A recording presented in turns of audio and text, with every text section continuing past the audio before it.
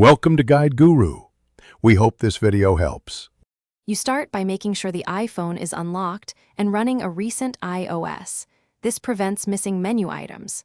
Next, you open Settings and tap Face ID and Passcode or Touch ID and Passcode depending on the model.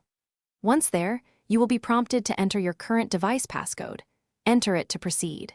Make sure your Apple ID details are handy if iCloud prompts appear. This beginning step unlocks all screen lock configuration options you'll use next. Now you configure the actual lock method.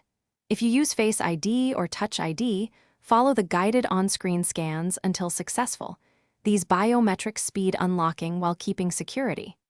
After that, tap Require Passcode and choose how soon the device needs your passcode.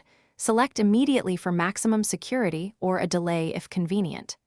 Then go to Settings, Display and Brightness to set Auto Lock Time. Making it short reduces exposure when you forget to lock the phone. Finish by locking the screen and testing unlocking with your chosen method so you confirm everything works.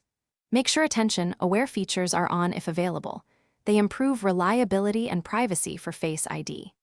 If unlocking fails repeatedly, go back to Face ID and Passcode or Touch ID and Passcode, remove the existing biometric entries, and re-enroll them in a clean environment with good lighting. If problems persist, reboot the iPhone and retry the enrollment process. Thanks for watching. Consider subscribing if we helped you today.